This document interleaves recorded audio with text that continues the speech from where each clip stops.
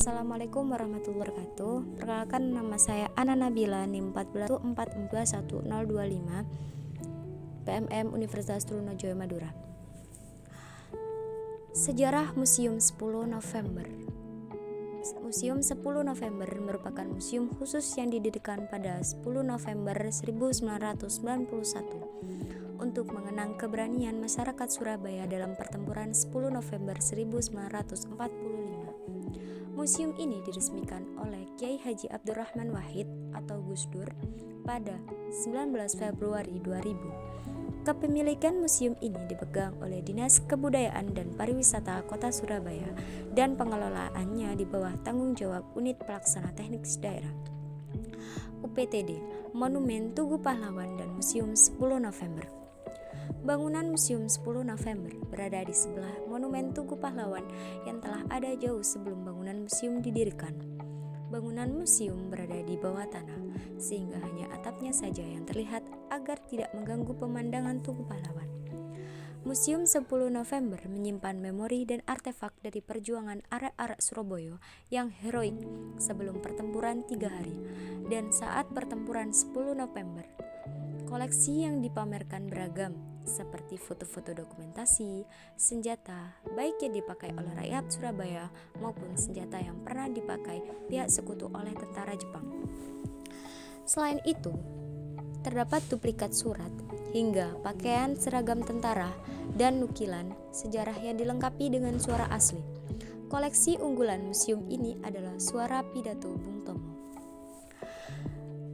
Sejarah Tugu Pahlawan.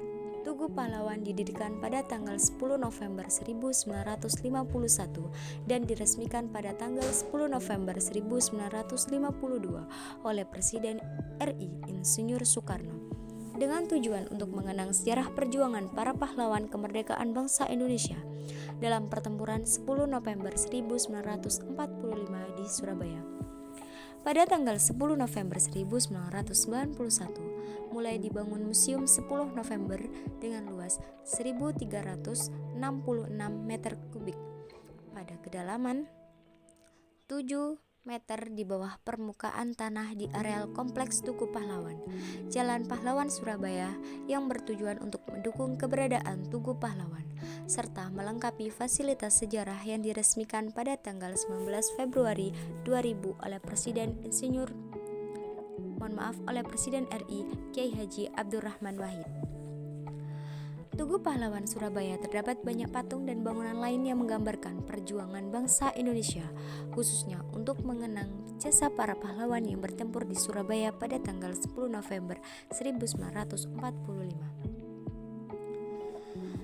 1. Pilar Cloud. Pada salah satu sisi dari Tugu Pahlawan terdapat patung mantan Presiden Insinyur Soekarno dan wakilnya Dr. Andes Muhammad Hatta ketika sedang membaca proklamasi kemerdekaan yang terletak di antara pilar-pilar tinggi yang menyerupai reruntuhan suatu bangunan, yakni Pilar Cloud yang merupakan lambang kebebasan bangsa Indonesia dari para penjajah. 2. Patung Gubernur Suryo. Gubernur Suryo Raden Mas Tumenggung Aryo Surjo adalah Gubernur pertama Jawa Timur pada tahun 1945 sampai 1948. Beliau lahir pada tanggal 9 Juli 1898 di Magetan, Jawa Timur dan meninggal pada tanggal 10 November 1948 di Ngawi, Jawa Timur, akibat dibunuh oleh orang yang tak dikenal saat berkendara melewati Ngawi. Ketiga adalah patung Dul Arnowo. Pada tahun 1950, beliau menjabat sebagai wali kota Surabaya selama 2 tahun. Pada masa jabatannya dibangun Monumen Tugu Pahlawan yang diresmikan oleh Presiden Soekarno pada tanggal 10 November 1952. Koleksi keempat yaitu mobil Bung Tomo. Mobil milik Bung Tomo merupakan mobil jenis Opel Kapitan. Mobil tersebut berwarna hitam dan menjadi koleksi Museum 10 November Surabaya. Batu Prasasti. Batu Prasasti merupakan suatu peninggalan yang terletak di bagian barat Tugu Pahlawan dan didatangkan langsung dari Malang, Jawa Timur. Batu tersebut dipahat dan terdapat tulisan yang berbunyi, kepadamu generasi, tanpa pertempuran Surabaya, sejarah bangsa dan negara Indonesia akan menjadi lain. Sebuah penegasan bahwa pertempuran Surabaya memiliki peran penting dalam sejarah perjuangan bangsa Indonesia. Yang terakhir adalah patung pahlawan yang tidak dikenal. Patung pahlawan yang tidak dikenal ini terletak persis di belakang Tugu Pahlawan. Patung tersebut dikelilingi kolam dan di bawahnya terkubur tulang belulang para pejuang yang gugur dan ditemukan di dalam kawasan Tugu Pahlawan.